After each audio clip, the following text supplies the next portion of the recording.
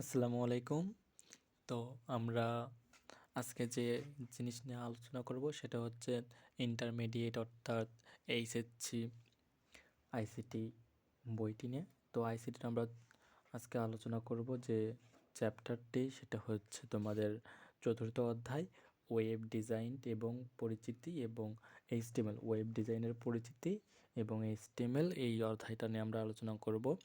তো আজকে যেটা আমরা আলোচনা করব এটা একদম বেসিক এবং আমি যেহেতু খাতা কলমে দেখাবো সেহেতু যেগুলো তোমাদের বোর্ড পরীক্ষায় এবং বিভিন্ন প্রতিযোগিতামূলক পরীক্ষায় আসতে পারে সেগুলো দেখাবো। হ্যাঁ, আর আমি এটুকু তোমাদেরকে গ্যারান্টি দিতে পারি যে আমার এই ক্লাসগুলো যারা করবে মনোযোগ দিয়ে তাদের আশা করা যায় এইচএসসি বা কলেজের পরীক্ষা বলো বা বোর্ড পরীক্ষা বলো বা যে কোনো প্রতিযোগিতামূলক পরীক্ষা বলো কেউ কোথাও আটকাবে না। হ্যাঁ, সবাই সব জায়গায় পাবা। তো এখন অনেকেই প্রশ্ন করে যে ভাইয়া আইসিটির কোন বই নিব।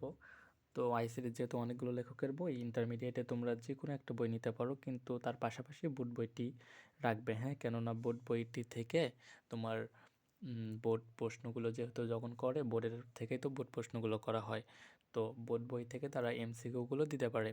আর এমসিকিউর জন্য বোর্ড বইটা রাখা ভালো এবং পড়াটা উচিত আমার যা মনে হয়। তো তোমরা যে কোনো বই পড়তে পারো, তার সাথে মাহবুব রহমান স্যারের বই আছে অনেক ভালো, পড়তে পারো, কিন্তু তার সাথে বোর্ড বইটি অবশ্যই রাখতে হবে তোমাদেরকে। হ্যাঁ, তো আমরা অনেক বেসিক থেকে আলোচনা করব, আশা করি তোমাদের অনেক উপকারে আসবে ভিডিওটা। তো এই অধ্যায়ে যত যা আছে বেসিক টু অ্যাডভান্স অর্থাৎ একদম আপার থেকে লোয়ার থেকে আপার পর্যন্ত যত যা লাগে তোমাদেরকে দেওয়া হবে ইনশাআল্লাহ। এটুকু গ্যারান্টি দিতে পারি, তোমরা কেউ হতাশ হবে না আর কি। অল্প সময়ের মধ্যে তোমাদের সকল কন্টেন্টে সকল কিছু যা যা প্রয়োজন, ক্যালকুলেটর হ্যাক্স বলো, যা এভরিথিং, সৃজনশীলের জন্য এমসিকিউর জন্য সব কিছু আমি কভার করে দেবো ইনশাআল্লাহ। এবং আমি তোমাদেরকে একদম প্র্যাকটিক্যালভাবে দেখাবো কিভাবে ফোনে তোমরা এগুলো সলভ করবা। অনেকগুলো টেবিল থাকে না, টেবিলকে তোমাদের ব্রাউজারে আউটপুট হিসেবে দেখানো লাগে, টেবিল তোমরা আউটপুট হিসেবে নিয়ে আসো। এগুলো আমি একদম হাতে কলমে এবং প্র্যাকটিক্যাল ফোন দ্বারা কীভাবে করতে হয় সব কিছু তোমাদের দেখাবো ইনশাল্লাহ। তো আমরা কথা না বাড়াইয়া শুরু করি। হ্যাঁ, তো আমি অনেক কিছু লিখবো না আর কি। হ্যাঁ, মুখে বলবো, তোমরা ভিডিওটি মানে পজ করে তোমরা খাতায় লিখে নোটটা করে নেবা, কেননা খাতায় যদি আমি সব কিছু লিখে লিখে বোঝাতে যাই তাহলে অনেক সময়ই লাগবে, যেটা ভিডিওটি অনেক লং করবে। তো আমি চাই না তোমাদের ভিডিওটি লং হোক, তোমরা ভিডিওটি পজ করে খাতায় নোট করে নেবে সুন্দরভাবে। হ্যাঁ, আর বইয়ে তো আছেই ভাই, বই পড়লেই যথেষ্ট। হ্যাঁ, আমি তোমাদের শুধু দেখাবো কীভাবে করতে হয়। বই পড়তে হবে, মাস্ট বি বই পড়তে হবে, প্রচুর বই পড়তে হবে। তো দেখো, প্রথমে আমরা আইসিটি পড়বো, এইচটিএমএল এবং ওয়েব ডিজাইন। তো প্রথমে আমি কিছু বেসিক দেবো, তারপর আমরা সরাসরি বোর্ডে যেগুলো আসে সেগুলো দেখবো। হ্যাঁ, সব কিছু কভার করে দেবো। তো প্রথমে আমাদের জানা লাগবে যে আগেকার সময় যখন অনেক আগে ছিল, ইতিহাসের অনেক আগের সময়ে কম্পিউটার ছিল না। যখন কম্পিউটার নামলো সেটা তখন শুধু বড় বড় যেগুলো ইউনিভার্সিটি আছে সেগুলোতে ব্যবহার করা হতো। কেননা সেগুলোতে অনেক গণনার কাজে কম্পিউটার, তোমরা জানো গণনার কাজে কম্পিউটার ব্যবহার করতো, আবার অনেক সেনাবাহিনীর কাজে বা বিভিন্ন দেশের যেগুলো সেনাবাহিনীর কাজে, তোমার রাষ্ট্রীয় কাজে, এগুলোর কাজে তোমাদের কম্পিউটারটা ব্যবহার করা হতো। তো বর্তমানে যেহেতু আপডেট হতে হতে এখন বর্তমানে আমাদের হাতের নাগালে এসে গেছে কম্পিউটার। তো কম্পিউটারে এই যাত্রাটা অনেক সহজ ছিল না, অনেক কঠিন ছিল। বিজ্ঞানীদের অক্লান্ত পরিশ্রমের ফলেই তো এটা এত দূরে এসেছে। হ্যাঁ, তো প্রথম আমাদের কি আছে, একটা আছে যে ডাব্লু। তো আমাদের এটা পড়তে হবে ডাব্লু। তো এই ডাব্লু মানে কি তোমরা কি জানো? এই ডাব্লুর অর্থটা কি তোমরা জানো? হ্যাঁ, অবশ্যই জানা উচিত। ডাব্লু মানে হলো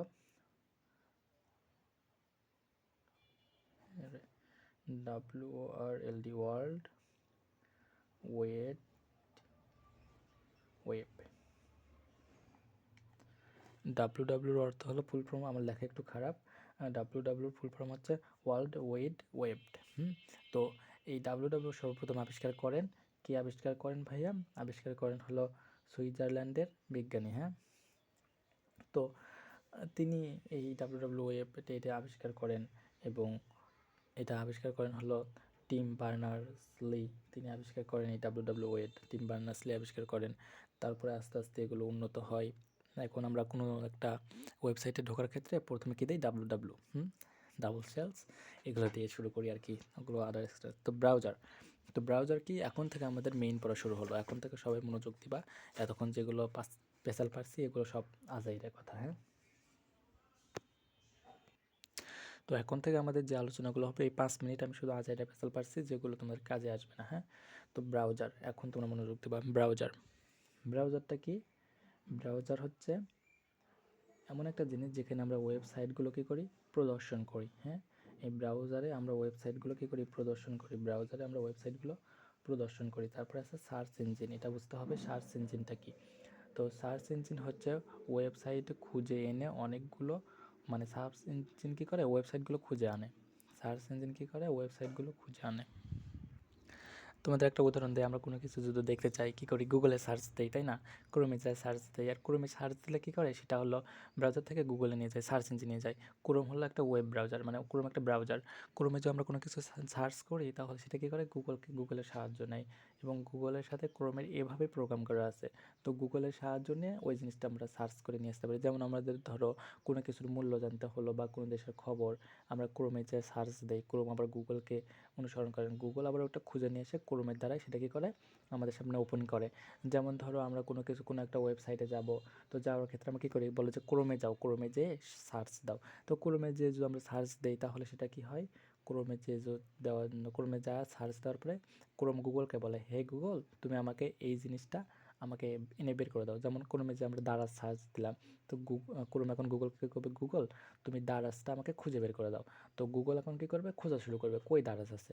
তো গুগল এখন খুঁজতে খুঁজতে যেখানে দারাজকে পাবে, দারাজটাকে সেখান থেকে খুঁজে এনে ক্রোম ব্রাউজারে কী করবে, ওপেন করে দেবে। ক্রোম ব্রাউজারে কী করে দেবে, ওপেন করে দেবে। তখন আমরা ক্রোম ব্রাউজারে সেই জিনিসটা দেখতে পারবো। হ্যাঁ, তো ওই জন্যই বলা হয়েছে ব্রাউজারে কী হয়, ওয়েবসাইটটা প্রদর্শন হয়। আর সার্চ ইঞ্জিন হচ্ছে ওয়েবসাইটটি খুঁজে নিয়ে আসে। তো ব্রাউজার এবং সার্চ ইঞ্জিনটা আমরা বুঝলাম। এগুলোর সংখ্যা তোমরা অবশ্যই বই থেকে পড়ে নিবা, এখানে লিখে দেওয়া সম্ভব না, ভিডিওটি অনেক লম্বা হবে। তারপরে সার্ভার, এখন সার্ভার এবং হোস্ট এই দুটো আমরা পড়তে হবে। সার্ভার কাকে বলে, সার্ভার হচ্ছে একটা কম্পিউটার। হ্যাঁ, সার্ভার একটা কম্পিউটার। আর হোস্টিং আমি ভালোভাবে বুঝে দিচ্ছি তোমাদেরকে। সার্ভার এবং হোস্ট এগুলো একদম পানি ভাতের মতো বুঝে দেবো ভাই, ঠিক আছে? তো দেখো, প্রথমে আমি মনে করে ধরো তোমাদের তো একটা উদাহরণ দেই। তোমাদের ধরো একটা কম্পিউটার আছে। হ্যাঁ, এটা তোমাদের কম্পিউটার,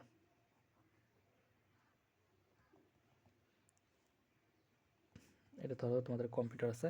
তো তোমরা এই কম্পিউটারে কী করবা, তোমরা এই কম্পিউটারের দ্বারাই তোমরা একটা ওয়েবসাইট তৈরি করলাম। তো তৈরি করার পর তুমি একটা ওয়েবসাইট তৈরি করছো, তো ওয়েবসাইটটা তো অন্যদের ব্যবহার করা লাগবে, অন্যদের সুবিধার কাজে আসতে হবে। তো তুমি ওয়েবসাইটটা যখন, আমরা তো জানি যে একটা ওয়েবসাইট যদি ব্যবহার করতে হয় সেই ওয়েবসাইটটি কোনো না কোনো কম্পিউটারে সর্বক্ষণ চালু রাখতে হয়। তো এই ওয়েবসাইটটা যেহেতু অন্যরা ব্যবহার করবে, তো ওয়েবসাইটটা যদি অন্যরা ব্যবহার করতে চায়, সেজন্য তোমার যে কম্পিউটারটা আছে এই কম্পিউটারটা অর্থাৎ 24 ঘন্টা চালু রাখতে হবে। 24 ঘন্টা চালু রাখলেই অন্যরা অন্য জায়গায় থেকে সেটা ব্যবহার করতে পারবে। আর তোমার জায়গায় যদি ওয়েবসাইটটি বন্ধ থাকে তাহলে কিভাবে ব্যবহার করতে পারবে, তাই না? তো তোমার কম্পিউটারে ওয়েবসাইটটা অবশ্যই চালু থাকতে হবে। হ্যাঁ, তো একজন স্বাভাবিক মানুষের কম্পিউটার 24 ঘন্টা চালু রাখাটা কি ভাই পসিবল? কখনোই পসিবল না। হ্যাঁ, তো এটা অসম্ভব। তো এই জন্য কী করে, যারা ওয়েবসাইট তৈরি করে তারা কী করে, একটা নির্দিষ্ট কোম্পানির আন্ডারে যায়, যে কোম্পানিটা কী করে অনেকগুলো কম্পিউটার একসাথে 24 ঘন্টা চালু রাখে। তাদের কাছে এটা, যে কম্পিউটারটা আমরা 24 ঘন্টা চালু রাখবো, এবং ওই যে কোম্পানিটা আছে সেই কম্পিউটার, ধরো এটা একটা কোম্পানি, এই কোম্পানিতে অনেকগুলো কম্পিউটার আছে, এগুলো 24 ঘন্টা চালু থাকে। হ্যাঁ, এগুলো কী থাকে, 24 ঘন্টা চালু থাকে, 24 আওয়ার্স কী থাকে, চালু থাকে, এটা 24 আওয়ার্স চালু থাকে। তো তুমি কী করলা, তুমি একটা ওয়েবসাইট তৈরি করছো, তো তোমার কম্পিউটার যেহেতু 24 ঘন্টা চালু রাখা সম্ভব নয়, তো তুমি এই কোম্পানিকে একটা রিকোয়েস্ট করলে যে ভাই আমি তোমাকে এত টাকা দেবো, বা তুমি আমার এই ওয়েবসাইটটি তোমার এইখানে রাখো এবং 24 ঘন্টা চালু রাখো। তো তুমি এনাকে বললে যে 24 ঘন্টা চালু রাখো, তুমি আমার এই ওয়েবসাইটটি এখানে রাখো। তো এই কোম্পানিটা বললো হ্যাঁ আমি রাখবো, সমস্যা নাই, কিন্তু আমাকে এত টাকা দিতে হবে। তো এই টাকার বিনিময়ে এই কোম্পানিটা তোমার ওয়েবসাইটটা রেখে দিল, তোমার ওয়েবসাইটটা ধরো এই কম্পিউটারে রেখে দিল, যেহেতু 24 ঘন্টা চালু থাকে, সবাই ব্যবহার করতে পারবে। তো এই যে তোমার ওয়েবসাইটটা রাখে দিল, এই কোম্পানিটাকে বলা হচ্ছে সার্ভার। এই কোম্পানিটা কি বলা হচ্ছে? সার্ভার। সার্ভার, হ্যাঁ, এই কোম্পানিটাকে কি বলা হচ্ছে? সার্ভার। আর তুমি কি দিচ্ছ? তাহলে তুমি এই কোম্পানিটিকে সার্ভারে তুমি এই ওয়েবসাইটটা জমা রাখিচ্ছ। এখন ধরো কেউ তোমার ওয়েবসাইটটা ব্যবহার করবে, ধরো আমি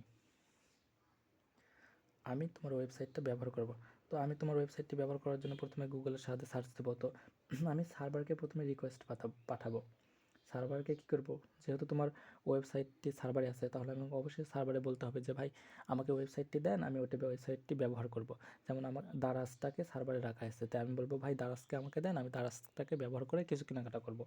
তো আমি এই সার্ভারে বা এই কোম্পানিকে আমি রিকোয়েস্ট দেবো একটা, যে রিকোয়েস্ট করলাম ভাই, মানে আমি বললাম যে আপনার এই ওয়েবসাইটটা দেন, দারাজকে আমাকে দেন, আমি রিকোয়েস্ট করলাম। তো এই সার্ভার কম্পিউটারটা এখন আমাকে ওই রিকোয়েস্ট অনুযায়ী একটা কী করবে, রেসপন্স দেবে যে নাও, এই নাও তোমার নির্দিষ্ট ওয়েবসাইটটি তুমি ব্যবহার করো, তারপরে আমি সেটা ব্যবহার করতে পারবো। তাহলে সার্ভারটা কি বোঝা গেল ভাই? সার্ভার কি বোঝা গেছে? সার্ভার একটা কম্পিউটার, আমি আবার বলেছি তোমরা সংখ্যাটা লিখে নিতে পারো, হ্যাঁ। সার্ভার একটি কম্পিউটার যেখানে ওয়েবসাইটগুলো হোস্টিং করে রাখা হয়। আই রিপিট, সার্ভার একটি কম্পিউটার যেখানে ওয়েবসাইটগুলো হোস্টিং করে রাখা হয়। এই তো তোমার তৈরি ওয়েবসাইটটা সার্ভারে রাখা হয়েছে যাতে 24 ঘন্টা চালু থাকে, সবাই ব্যবহার করতে পারে। তারপরে হোস্টিং, হ্যাঁ, হোস্টিং মানে ওটাই যে তুমি একটা ওয়েবসাইট তৈরি করছো, সেটা সার্ভারে তুমি জমা রাখছো, সার্ভার 24 ঘন্টা চালু আছে এবং সবাই সেটা ব্যবহার করতে পারছে। এই যে এই প্রক্রিয়াটাকেই হোস্টিং বলে। তো হোস্টিং গেল, সার্ভার গেল। ব্রাউজার কি? ব্রাউজার কি বলো? ব্রাউজারটা হচ্ছে যেখানে আমরা ওয়েবসাইটটি প্রদর্শন করি। সার্চ ইঞ্জিন, অর্থাৎ কোনো একটা ব্রাউজারের মাধ্যমে আমরা কোনো ওয়েবসাইট দেখার জন্য আমরা গুগলে সার্চ করি, ওই গুগলটি ওই ব্রাউজারটি খুঁজে নিয়ে আসে, ব্রাউজারে ওপেন করে। তাহলে গুগল সার্চ ইঞ্জিন হচ্ছে কোনো কিছু খুঁজে বের করে বা ওয়েবসাইট খুঁজে বের করে এনে দেয়, আর ব্রাউজারে সেই ওয়েবসাইটটি প্রদর্শন করে। সার্ভার ওয়েবসাইট খুঁজে এনে দেয়, ব্রাউজারে ওয়েবসাইটটি প্রদর্শন করে। সার্চ ইঞ্জিন ওয়েবসাইট খুঁজে এনে দেয়, আর সার্ভারে ওয়েবসাইট রাখা থাকে। আর হোস্টিং মানে যেটা তৈরি করতে সেটা সার্ভারে রাখা, এই প্রক্রিয়াটাকেই হোস্টিং বলে। তো এখানে দেখো সুন্দর করে লেখা আছে যে ক্লায়েন্ট, তো আমি প্রথমে রিকোয়েস্ট পাঠালাম কার কাছে? সার্ভারকে রিকোয়েস্ট পাঠালাম। আমি সার্ভারকে রিকোয়েস্ট পাঠালাম। ক্লায়েন্ট মানে কি? যারা আমরা ওয়েবসাইটগুলো ব্যবহার করতে চাই, আমরা বিভিন্ন ফেসবুক এগুলো ব্যবহার করতে চাই, তো আমরা ব্যবহার করার জন্য কী করি, আগে রিকোয়েস্ট পাঠাই বা গুগলকে সার্চ করে লেখাই। তো ক্লায়েন্ট প্রথমে রিকোয়েস্ট পাঠাবে, সার্ভার সেই রিকোয়েস্ট অনুযায়ী রেসপন্স পাঠাবে আবার কার কাছে? ক্লায়েন্টকে। ক্লায়েন্ট রিকোয়েস্ট পাঠাবে সার্ভারকে, সার্ভার রেসপন্স পাঠাবে ক্লায়েন্টকে। ক্লায়েন্ট মানে আমরা যদি ব্যবহার করতে চাই, হ্যাঁ। তো browser, search engine, server, hosting, এগুলো কি বোঝা গেছে? আশা করি বোঝা গেছে। তো তোমরা না বুঝলে একটু ভিডিওটি ব্যাক দিয়ে তোমরা দেখতে পারো, হ্যাঁ। এখন পড়বো আমরা এগুলো। দেখো এখানে প্রথমে আছে HTTP, এটা আমি পরে বোঝাচ্ছি। প্রোটোকল, এই প্রোটোকলটা কি?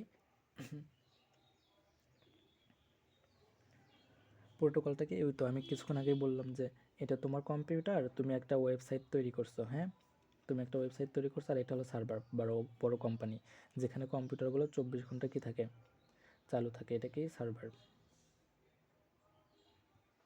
এখানে কম্পিউটারগুলো 24 ঘন্টায় চালু থাকে।